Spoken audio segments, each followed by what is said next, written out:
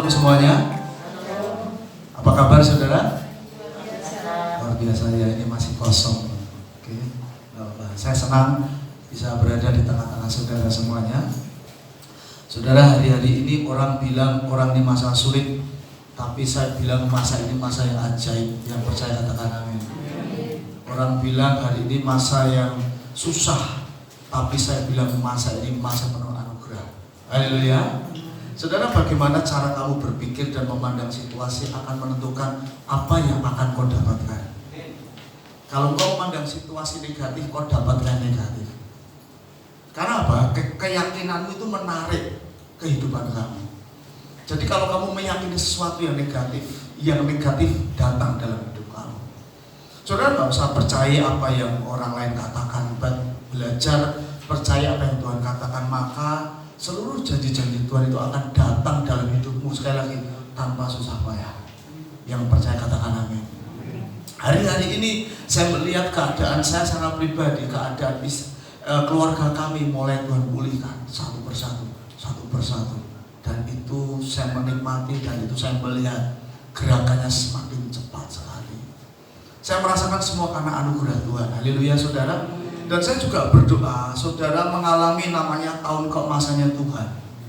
Karena tahun 2020 ini Tuhan bicara pada waktu Desember 2019, dia bilang, Nina, tahun 2020 aku berikan, aku percayakan kepada kamu menjadi the golden years, tahun keemasan. Saudara, sebelum kita belajar firman Tuhan, saya mau bahas sebentar. Saudara, kalau saudara lihat emas itu nampak kemurniannya, nampak kualitasnya, nampak keasliannya, itu tidak ditaruh di tempat yang tidak menimbulkan reaksi apapun dalam diri si emas itu. Kalau emas itu saya gambarkan sebagai makhluk hidup. But emas itu akan memancarkan, akan menyingkapkan siapa dirinya, kesejatiannya. Itu ketika dia ditaruh di dapur api. Setuju? Saudara tidak akan tahu kualitas imanmu seperti apa sampai kau masuk dapur api yang namanya penderitaan. Tanur penderitaan itu menyingkapkan siapa kamu sejatinya. Saudara nggak akan tahu siapa kamu ketika kamu duduk diam di gereja seperti ini. Saudara tidak tahu kesejatian saudara seperti apa. Hanya ketika engkau menyanyi memuji nama Tuhan nggak kelihatan.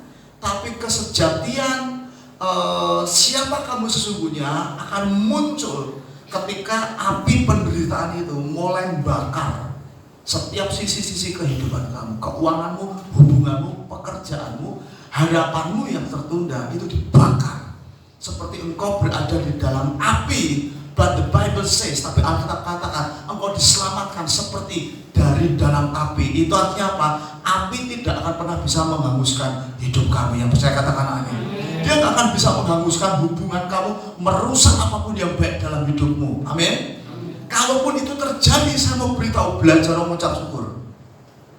Karena ketika engkau masuki yang namanya dapur api penderitaan, ketika engkau sampaikan ucapan syukurmu, maka yang terjadi apa? Itu bisa menyembuhkan seluruh kesakitan dalam hati kamu. Itu bisa membuat hidupmu jadi stabil. Saya bersyukur saudara untuk penderitaan demi penderitaan yang saya secara pribadi alami dari kecil, dan sampai hari ini pun kami membangun sebuah keluarga, kita membangun sebuah pelayanan. Penderitaan itu tidak akan pernah bisa berhenti. Yang percaya katakan amin.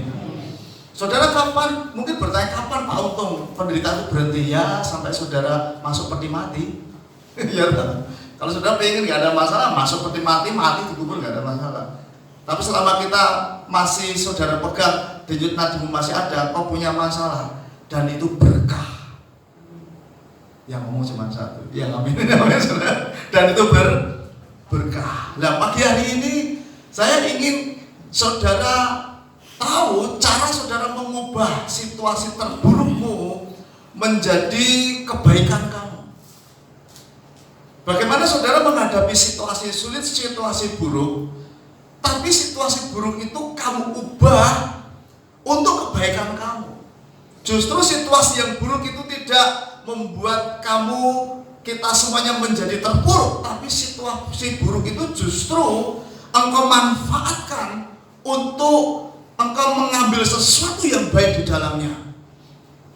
Karena saya percaya apapun penyakitmu yang pernah kamu derita sepanjang hidupmu, pasti engkau datang ke dokter. Selain engkau pertama kali berdoa sama Tuhan, so ketika kamu datang ke dokter, kamu akan dikasih obat, dan obatnya itu mungkin 80-90% rasanya pahit, setuju? Tapi selama yang pahit itu tidak kamu telan, kamu gak akan sembuh. Begitu juga penderitaan. Kalau kamu lari dari penderitaan, ngoceh tentang penderitaan, sungut-sungut dengan masalahmu, itu sama juga kamu sakit, dikasih obat, kamu buang obat itu. Justru penderitaan itu ketika kamu telan, kamu hadapi, kamu nikmati, bahkan kamu syukuri, itu seperti kamu sedang menterapi penyakit jiwa kita ini. Sehingga jiwa kita menjadi sembuh, tubuhmu menjadi sembuh.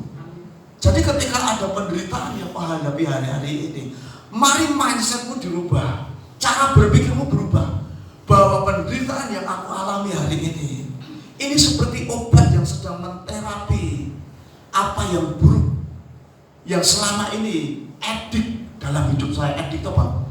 Kayak ngikat dalam hidup kita, saudara. Kadangkala saudara, saya belajar, saudara dan saya itu sombong nggak? Nanti kalau saudara itu sombong, baru 1-2 orang. Kadangkala saudara dan saya itu sombong, tapi kamu nggak ngerti kamu itu sombong. Sampai kamu mengalami yang namanya suffering, sampai kamu mengalami penderitaan. Begitu kamu mengalami suffering, begitu kamu mengalami penderitaan, kamu sadar, gua sombong nih. Nangkep ya? Siapa? Nebukadnezar. Selama dia nggak pernah mengalami penderitaan, dia berkata, aku nih loh Lord of the Lord, katanya, in the world. Aku nih Tuhan atas Tuhan. Sampai suatu ketika penasihatnya orang Yahudi namanya Daniel berkata, nggak ada Tuhan yang bisa diunggulin selain dirinya sendiri. Akhirnya Nebukadnezar sadar. Ketika hatinya diubah menjadi binatang. Selama berapa lama? Selama 7 masa. Dirubah hatinya jadi seperti binatang, makannya makanan binatang, hidupnya di hutan seperti binatang. Langsung berubah di sana. Jadi sekali lagi saya pesan sama saudara, situasi buruk hari-hari ini anggapi dengan pikiran, cara berpikir yang cerdas. Karena memang dari sejak dunia ini jatuh dalam dosa, saya kasih tahu, apapun yang disentuh manusia mendatangkan bahaya. Saya ulangi lagi, hari-hari ini saudara, justru sebaliknya, ketika ada Yesus dalam dirimu, apapun yang kau lihat rusak, kau sentuh, harusnya berbeda. Tidak lagi bisa menghancurkan kamu. Seharusnya ketika kau sentuh, engkau ada hikmat Tuhan, itu berubah menjadi kebaikan. Yang percaya katakan amin. Saudara, saya ingin pagi hari ini kita belajar bersama-sama bagaimana saudara bisa mengubah situasi tergelap saudara itu menjadi kebaikan. Dan caranya bagaimana? Jadi ubah situasi momen tergelapmu itu dengan mulutmu. Ada satu alat yang bisa mengubah situasi tergelapmu menjadi kebaikanmu, yaitu dengan mulutmu. Saudara, Amsal 18 ayat 21 mengatakan seperti ini. Hidup dan mati dikuasai lidah. Siapa suka menggemakannya akan makan buahnya. Sekali lagi berkatakan 1, 2, 3. Hidup dan mati dikuasai lidah. Siapa suka menggemakannya akan memakan buahnya. Firman Tuhan katakan, hidup dan matimu tidak dikuasai corona. Hidup dan matimu tidak dikuasai uang. Hidup dan matimu tidak dikuasai karena kekurangan. Hidup dan matimu tidak dikuasai oleh resesi. Tapi hidup dan matimu, hidup dan mati sebuah hubungan, sebuah keuangan, sebuah hubungan, sebuah pelayanan rumah tangga. Hidup dan matinya Alkitab katakan itu dikuasai oleh lidah kita, oleh mulut kita. Artinya mulutmu itu punya power. There is a power in your tongues. Ada kuasa di dalam perkataan kita. Ada kuasa yang tersembunyi di dalam mulut kita.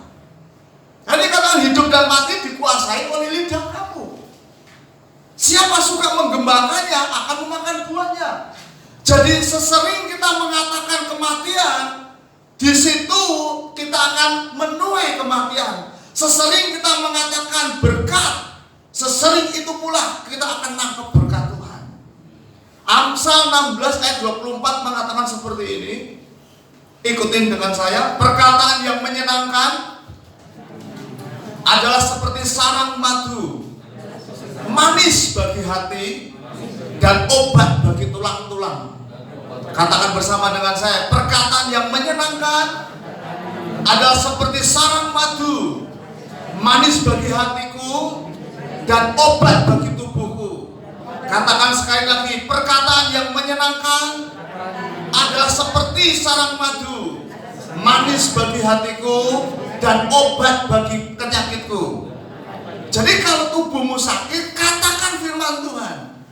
Karena firman Tuhan itu Alkitab katakan as a medicine. Dia seperti obat. Ya, kalau bagian-bagian organ tubuhmu sakit, mulai speak the word, mulai perkatakan firman Tuhan atas organ-organ tubuhmu yang sakit. Sama seperti obat bekerja tidak langsung instan, demikian juga firman yang kau lepaskan, yang kau ucapkan, dia juga bekerjanya sama. Karena firman Tuhan itu seperti benih. Katakan firman Tuhan itu seperti benih. Ketika engkau lepaskan, maka yang terjadi, benih itu akan bertumbuh sesuai dengan jenisnya. Kamu gak bisa membayangkan, kamu gak bisa menyamakan biji kecambah kamu tanam dengan biji pohon oak, pohon jati, pohon linjo, pohon-pohon yang lainnya. Gak bisa. Mereka tumbuh dengan seiring dengan sifat daripada pohonnya itu. Nangkep sampai di sini. Nah, firman pun sama. Alkitab katakan firman itu precious seed, benih unggul. Nah, kalau saudara dan saya, nanti kita akan belajar mengapa kok saudara dan saya seringkali kalah dengan perkataan yang negatif yang keluar dari mulut kita dibanding dengan perkataan yang penuh berkat yang keluar dari mulut kita. Karena apa? Kita tidak suka menginventori firman dalam hati kita. Firman Tuhan katakan apa yang keluar dari mulutmu keluar dari, katakan lagi, apa yang keluar dari mulutku itu limpah dari hatiku. Katakan sendiri, apa yang keluar dari mulutku itu melimpah dari hatiku. Jadi saudara jangan percaya orang itu jahatnya mulutnya saja, tapi hatinya baik. Itu dari mulutnya, itu keluar dari hatinya. Maka penting itu saudara menginventori firman di dalam hati kamu. Ketika saya nyembah tadi di sini, saya melihat ada hati begitu, tapi di dalamnya itu ada semacam kayak apa namanya mangkok itu 3 gitu saudara. Yang satu itu isinya penuh biji, yang satu saya lihat seperti warna kuning. Saya gambar ini kayak racun gitu. Waktu saya nyembah, aku ada saat ini semuanya karena kasih-Mu. Ketika saya nyembah, kita nyembah tadi, saya lihat mangkok hati kita ini dipenuhi 3 tadi loh. Ada biji, ada yang warnanya kuning, dan ada kayak seperti abu warnanya itu hitam. Dan saya percaya Tuhan mau bicara pagi hari ini. Hati kita ini dipenuhi 3 hal ini saudara. Tapi pertanyaannya, mana yang kamu inventaris dalam hatimu? Itu akan menentukan hidupmu ke depan seperti apa. Engkau gak bisa merubah masa lalumu, tetapi engkau bisa merubah masa depanmu dengan perkataan kamu. Yang suka katakan amin. Ya. Tapi saya suka membaca dan membandingkan Alkitab itu dengan terjemahan yang lain. Alkitab terjemahan The Message katakan begini, perkataan yang sehat. Berarti ada perkataan yang gak sehat ya. Perkataan yang sehat dan penuh, saya terjemahkan dengan bahasa sendiri, berkat. Itu seperti sarang madu yang kaya. Ya, dikatakan manis bagi suasana hatimu dan menyembuhkan seluruh sakit penyakitmu. Jadi kalau kamu pengen sakit-sakitan terus, katakan saja yang negatif terhadap tubuh kamu. Iya toh? Ini firman Tuhan jelas, saudara.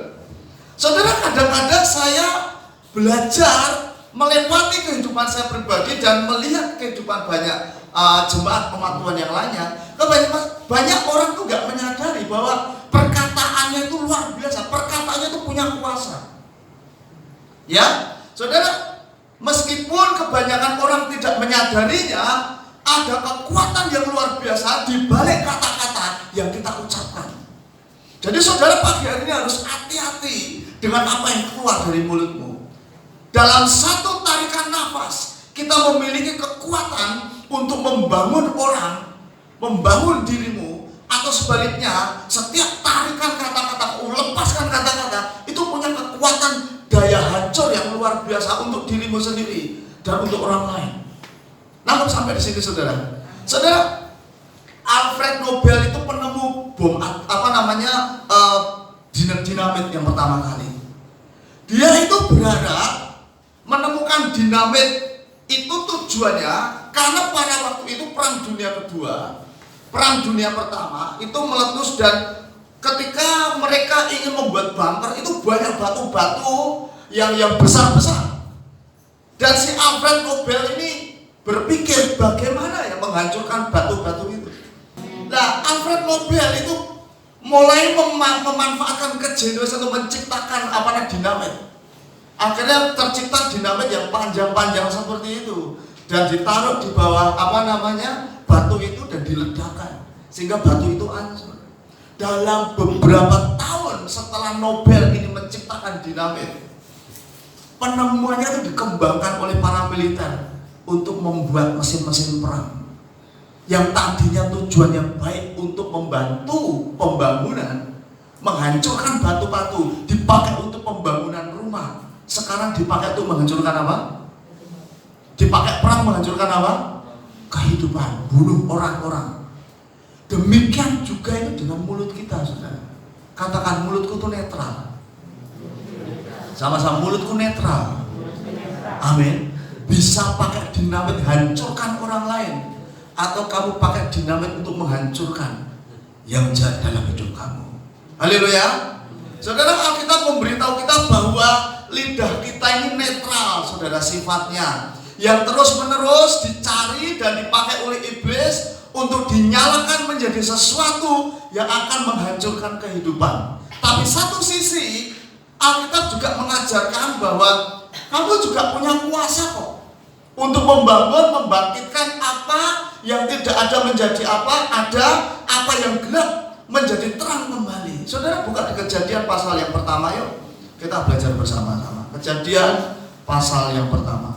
Firman Tuhan Yesus pernah ngomong gini, kita ini tidak hidup dari roti saja, tetapi juga dari setiap firman yang keluar dari mulut Allah. Dikatakan pada mulanya Allah menciptakan langit dan bumi. Bumi belum berbentuk dan kosong. Jadi bumi itu belum ada bentuknya, kosong. Dikatakan juga gelap gulita menutupi samudera raya. Dikatakan dan roh Allah melayang-layang di atas permukaan air.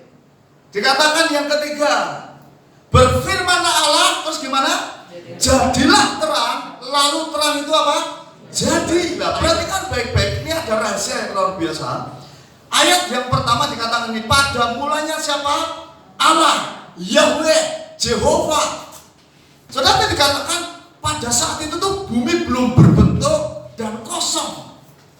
Lalu dikatakan gelap gulita nutupi samudera raya. Dikatakan dan roh Allah melayang-layang di atas permukaan air. Saudara, kalau hari-hari ini, kalau saya gambarkan bumi itu berbicara masalah sesuatu yang sifatnya materi. Bumi itu bicara sesuatu yang sifatnya ingin kau dapatkan dalam hidupmu. Kalau itu dikatakan belum berbentuk, belum ada bentuknya. Ingat ya, hidupmu hari ini belum ada bentuknya, bisnismu belum ada bentuknya, hubunganmu masih bentuknya nggak bagus. Firman Tuhan katakan ya, ayat yang ketiga jawabannya, berfirmanlah untuk hubunganmu, untuk keuanganmu, untuk kesehatanmu, untuk suamimu, untuk pekerjaanmu, untuk pelayananmu yang belum ada bentuknya. Belum ada bentuknya di sini tuh belum ada yang belum bisa menghasilkan. Bahasa aslinya belum berbentuk, dan belum berbentuk artinya belum menciptakan, belum menghasilkan sesuatu. Kalau kau memulai usaha hari ini dan belum menghasilkan sesuatu, mari pakai mulutmu untuk menciptakan apa yang belum menghasilkan sesuatu dalam hidup kamu.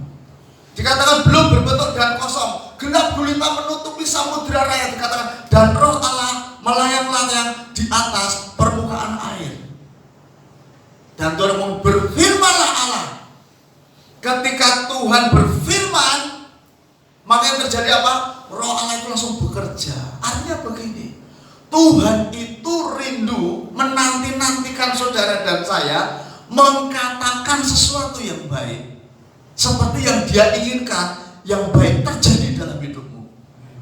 Dia menunggu saudara dan saya memperkatakan firman kehidupan, sesuatu yang ada bentuknya, sesuatu yang bernilai. Ketika engkau lepaskan itu keluar dari mulutmu, maka yang terjadi, jadilah terang. Artinya apa? Tuhan akan menjadikan apa yang kau lepaskan, yaitu perkataan sendiri, itu engkau akan tergenapi dalam hidup saudara. Amin. Jadi saya mau beritahu sama saudara, kalau keadaan yang kau lihat hari ini tidak sesuai dengan yang kau harapkan, kamu pakai mulutmu untuk kamu ubah sesuai dengan yang Tuhan dan saudara maui. Haleluya. Saudara, firman Tuhan tadi jelas katakan, mari kita kembali lagi saudara. Tadi katakan Allah melihat bahwa terang itu baik, lalu dipisahkannya terang itu dari gelap. Dikatakan ya, ayat yang ketiga berfirman Allah, jadilah terang. Titik. Berarti katakan lalu terang itu apa aja? Jadi. Dengan kata lain, kalau kau ingin merubah hidup sesuatu yang buruk, sesuatu yang gelap, sesuatu yang belum ada bentuknya, tidak ada aturannya, kamu berkatakan sesuatu, kamu berkatakan firman Tuhan atasnya, maka yang terjadi apa? Firman itu akan bekerja. Saya seringkali menggambarkan perkataan kita ini sama seperti tembok ini loh saudara. Tembok ini bisa berdiri seperti 4 dinding melindungi kita ini, itu terbangun dari elemennya yang namanya apa? Batu bata yang disusun. Setuju? Ya, batu bata yang tersusun ini saya gambarkan seperti perkataan yang keluar dari mulut kita. Bangunan apa yang kamu dapati, yang dengannya kamu itu dibentengi, itu lahir dari apa? Setiap batu bata perkataanmu yang kamu lepaskan. Nangkep sampai di sini saudara. Jadi seringkali tanpa sadar kita ngomongin, ya memang aku ini orangnya bodoh, bangun satu bata. Aku ini memang gagal, bangun satu bata. Aku ini memang diberkati Tuhan, bangun satu bata. Jadi kita ini tanpa sadar setiap hari itu membangun sebuah bangunan yang dengannya kita itu akan terima nanti ujungnya. Karena tadi dikatakan hidup dan mati dikuasai oleh apa? Lidah. Jadi ketika kita menggemakan sesuatu, kita akan mendapatkan sesuatu itu.